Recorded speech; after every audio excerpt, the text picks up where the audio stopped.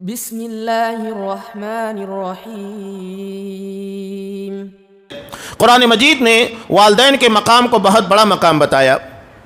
اللہ نے یہ فیصلہ کیا عبادت اللہ کی ہوگی، اللہ کی، چونکہ اللہ تبارک و تعالی ہمارا مالک حقیقی ہے، چنانچہ اللہ تبارک و تعالی کا حق مقدم رکھا گیا، اور حقوق العباد میں یعنی بندوں کے حقوق کے اندر ماں باپ کے حق کو سب سے زیادہ مقدم رکھا گیا ہے، بلکہ ماں باپ میں بھی ماں کے حق کو زیادہ اہمیت دی گئی۔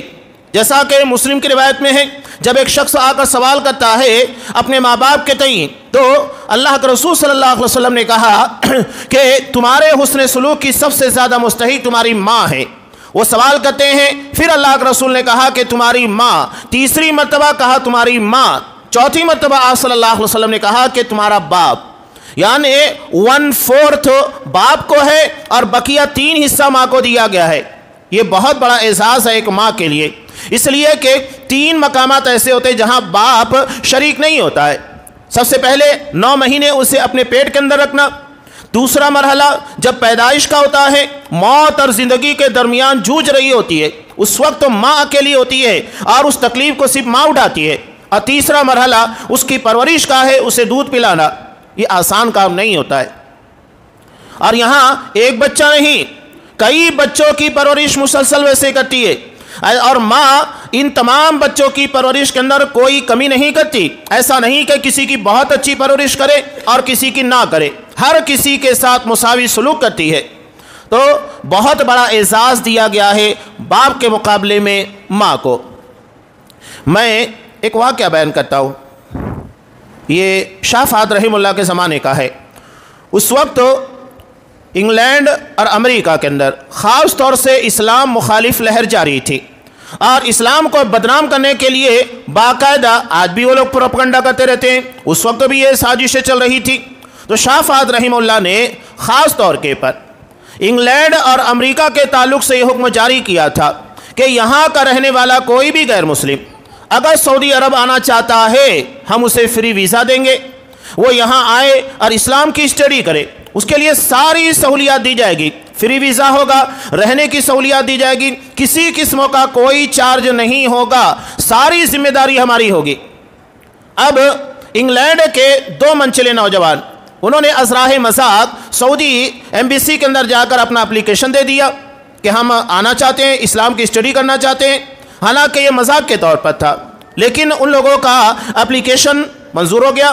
منظور ہونے کے بعد جب یہ سعودی عرب جاتے ہیں اور اسلام کی اسٹڈی کرتے ہیں، نتیجہ یہ ہوتا ہے کہ اللہ تبارک و تعالیٰ ان کے دلوں کو ہدایت سے منور کر دیتا ہے، اور اس کے بعد جب یہ 3 سال کی مدت وہاں گزارتے ہیں، واپس جب اپنے وطن لوٹتے ہیں، وطن لوٹنے کے بعد یہ ان جگہوں کو ٹارگیٹ کرتے ہیں جہاں بوڑھے ماں باپ کو گھر میں مجبوری کی بنیاد کے پر نکال دیا جاتا ہے، سمجھتے ہیں کہ بوجھ بن چکے ہیں، ان کی خدمت کون کرے گا، دوا علاج، ان کی خدمت، یہ ساری چیزیں کون اٹھائے گا، اولڈ ایج ہوم میں ڈالو، ساری ذمہ داری سے مکت۔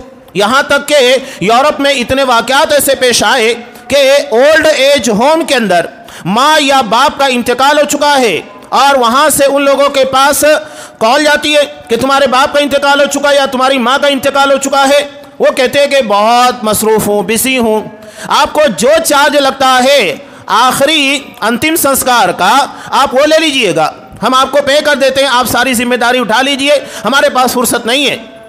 سوچئے کہ بچے کو اپنے ماں باپ کے آخری سفر کے لیے دنیا سے وداع کرنے کے لیے فرصت نہیں ہے، وہ سارے چارج دے کر، پیسے دے کر ساری ذمہ داریاں نبھا دیتا ہے۔ کیا پیسے سے ہی ساری ذمہ داری پوری ہونے والی ہے؟ تو یہ انہوں نے ان جگہوں کو چنا جہاں اولڈ ایج ہوم کے اندر ماں باپ کو رکھا جا رہا تھا۔ اب وہاں جانے کے بعد ان لوگوں نے کچھ نہیں کیا۔